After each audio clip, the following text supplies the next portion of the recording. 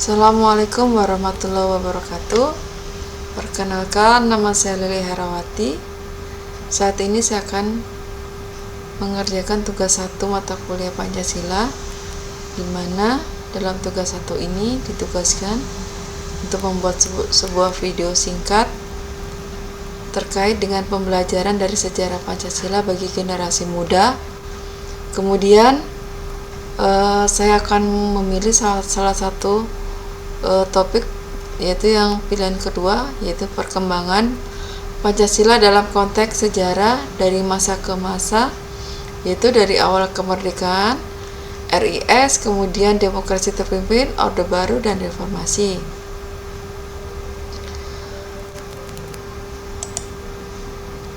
Mendata diri saya, kemudian saya akan mempresentasikan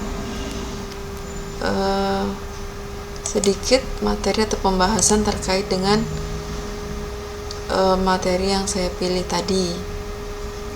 Di sini yang pertama yaitu evolusi Pancasila sebagai pilar ideologi bangsa Indonesia. Kemudian itu dengan memahami dinamika perjalanan Pancasila sebagai dasar dan jiwa bangsa sejak kemerdekaan hingga era reformasi yang harus beradaptasi dengan perubahan sosial politik. Kemudian yang kedua ada Pancasila sebagai fondasi bangsa pasca kemerdekaan 1945, di mana setelah kemerdekaan 17 Agustus 1945 bangsa Indonesia menghadapi tantangan besar, yaitu menyatukan keragaman suku, agama, dan budaya, di mana Pancasila lahir dari renungan mendalam dari para pendiri bangsa, yaitu mengintegrasikan nilai-nilai filosofis seperti ketuhanan, kemanusiaan, persatuan, demokrasi, dan keadilan sosial. Kemudian ada beberapa langkah kritis perumusan Pancasila sebagai dasar negara, yaitu dari semangat persatuan hingga pengesahan resmi sebagai fondasi ideologi bangsa, yaitu momennya ada di sebelah kiri, itu ada Sumpah Pemuda, kemudian ada BPU PKI, kemudian ada Piagam Jakarta, kemudian ada pengesahan itu pada tanggal 18 Agustus 1945, yaitu di mana proses ini mencerminkan konsensus nasional dan komitmen membangun negara merdeka dengan ideologi kokoh.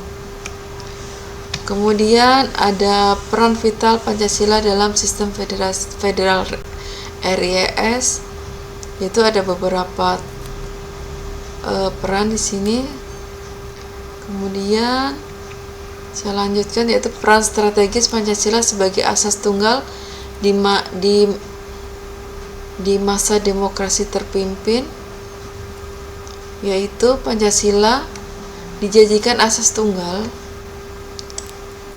dalam kehidupan berbangsa dan bernegara pada masa demokrasi terpimpin di bawah Presiden Soekarno, yaitu pada tahun 1959 sampai dengan 1966.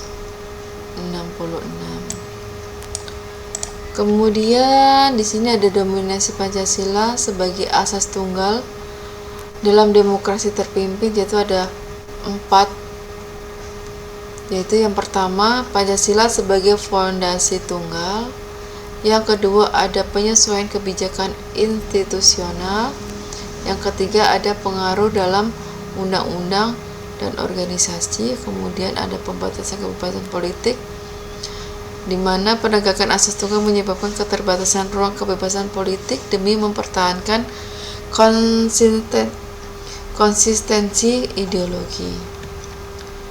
Kemudian ada Pancasila sebagai pilar stabilitas Orde Baru. Di sini ada 6.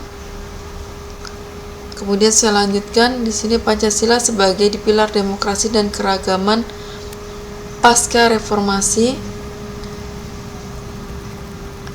Kemudian di sini ada kasus nyata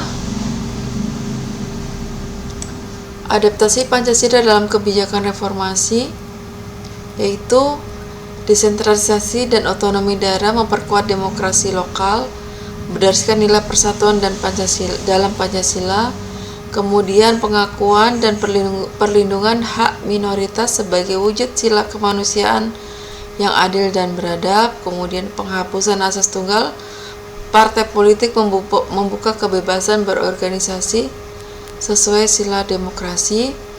Kemudian ada kebijakan ini mencerminkan Pancasila sebagai ideologi yang adaptif dan relevan dalam konteks reformasi. Kemudian ini ada kesimpulan, yaitu dinamika dan peran Pancasila sepanjang 5 periode sejarah Indonesia, yaitu rangkuman perjalanan ideologi nasional dari awal kemerdekaan hingga reformasi.